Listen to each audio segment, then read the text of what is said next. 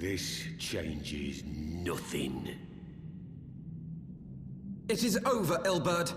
Lay down your arms and surrender yourself to justice. Justice? Justice for what exactly? 'Twas not I who assassinated the Sultana, boy. Ere we debate who is responsible for the assassination, I would ask whether an assassination took place at all. Oh, clever little shite. If you think you fight for justice, lass, you best wake up. The truth is, you fight for whoever bloody well tells you to. Can you not see you're being used? By the Scions, the City-States, even the Crystal Braves? They none of them care a whit what you want. Only what you can do for them. And how do I know this? Because I'm the same. A pawn to be used as my masters see fit. All I ever wanted was to liberate my homeland, and I ate dirt to make it happen. But what have I achieved after all these years in servitude? Nothing. Not a bloody thing. If we ourselves are not free to think and to act, how are we ever to reclaim our homeland? Know this. There is nothing I would not give to take back Alamigo. Nothing!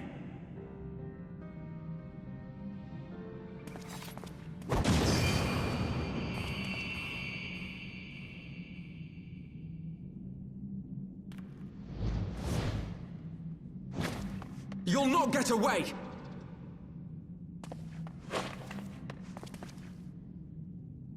No, Master Alphino. Now is not the time.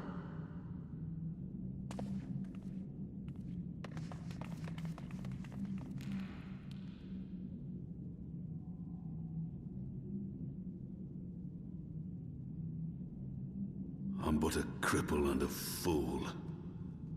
And still you came for me. I'm in your debt. We are all of us fools of fate, General. But even fools have a part to play.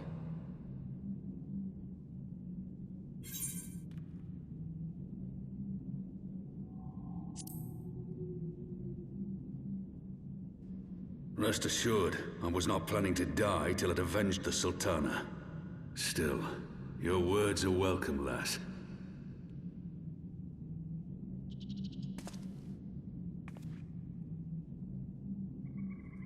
Know this, Ilberd. There is nothing I would not give to see you pay for what you've done. My wealth, my arm, my life. Nothing. General, are you aware that Lord Lolorito has yet to announce the Sultana's death to the public? What? No. No, I was not aware of that, nor of anything else outside my cell. 'Tis passing strange, though. I assumed the bastard would make it known at the first opportunity, and set about tearing down the Sultanate. As did we all. And it is indeed strange that he did not. Strange, or perhaps revealing. Now, I have no conclusive proof, nor do I wish to give you false hope, but I have reason to believe that Her Grace may yet live. What? But how can that be? Forgive me, friends, but it is not safe here. Let us continue this conversation without.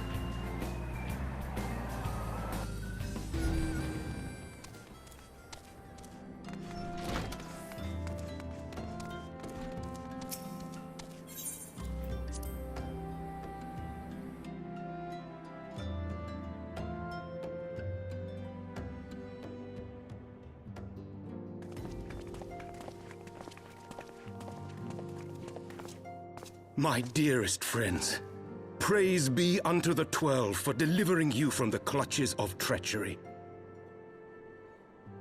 Father! Pippin! My son! And Master Papashan besides! Forgive me, Father. I should have been at Her Grace's side. Save your tears. The Sultana yet lives. You! It was I who arranged this gathering. And judging by your perplexed expressions, it would seem introductions are in order. I am Dulala, head of the Order of Noldthor, and member of the Syndicate. What you said about the Sultana, is it true? Is she alive? Young lady, I understand you were with the Sultana when she drank from the poisoned goblet and collapsed. Would I be correct in assuming that you did not personally verify Her Grace's vital signs? Why ask when 'tis plain you know the answer? Calm yourself, General, and let me finish. The truth is not as you imagine it. You are all victims of a most ingenious ruse. A ruse conceived to eliminate the threat posed by Teleji Adeleji. 'Tis my belief that Teleji plotted the Sultana's assassination alone, but that Lolorito caught wind of his plot and exploited it to his own ends. He sought to manipulate you into eliminating Teleji for him, and you duly obliged. At one fell swoop, he removed his two foremost rivals, all the while remaining above suspicion. God strike me down for a fool. But the Sultana, how can it be that she lives? She lives because Lolorito willed it. Her own lady-in-waiting is but one of his many little birds. By her sleight of hand, the poison was switched for a less deadly draught before it could reach her mistress's lips. Some manner of sedative, perchance? Of a potency sufficient to induce a slumber like unto death. Were I to guess, I would say Her Grace is being held somewhere, dreaming dreams of a brighter Uldar, even as we speak. Oh, Nanamo. I will never forgive Lolorito for his part in this. Though Lolorito's hands are far from clean, they did pluck Her Grace from the jaws of death. That must count for something. And though one may call the man's methods into question, it cannot be denied that he knows the value of stability, to the very gill, like as not. He craves power, 'tis true, but he has no desire to depose the Sultana. I had never taken sides in your feud with the monetarists, but it was not for want of concern for our nation's welfare. Indeed, 'twas out of the desire to see order restored that I furnished your Far Eastern friends with information and arranged this gathering.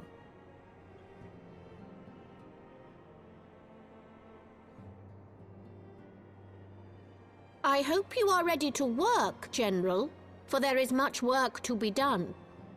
Our first priority must be to bring matters back into balance. Lest you forget Her Grace's words, the true wealth of Uldar lies in the health, happiness, and hopes of her people. As for the more worldly kind of wealth, I am content to let Lolorito help himself to whatever Teleji Adeleji left behind. You, meanwhile, must do that which you alone can do. Rescue Her Grace and take your place at her side once more. For her sake, and that of our nation.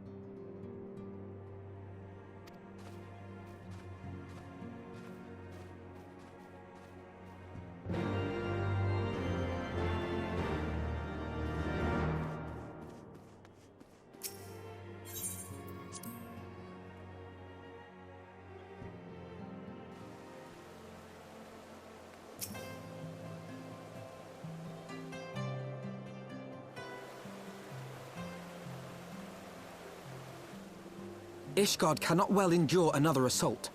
Even should her knights succeed in turning back the Horde, the casualties will be catastrophic. But what other choice do we have? It's not like we can talk it over with them. Dragons and men aren't exactly on speaking terms. With certain notable exceptions.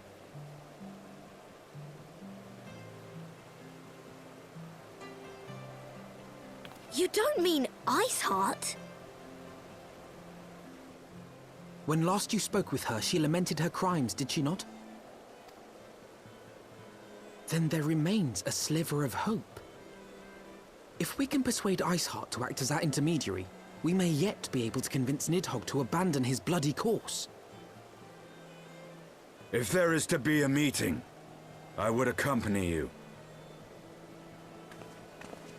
Estinian. Even with your intermediary, Nidhogg's blood rage may render him deaf to reason. However, the mere attempt may afford our forces precious time to prepare. Of course, you might also consider a more direct approach to ending this conflict. With the power of the Eye at my disposal, and the vaunted strength of the Warrior of Light, we could conceivably slay the beast outright.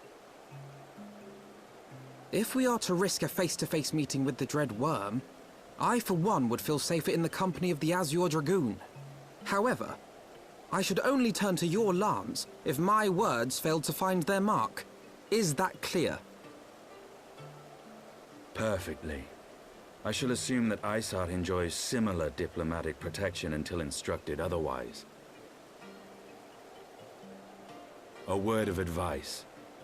Think carefully before divulging the particulars of this plan to Sir Emeric. 'Twould not do to have the Lord Commander accused of consorting with heretics. Indeed. I thank you for your counsel, Estinian. We shall be honored to have you with us. I am glad to be of service.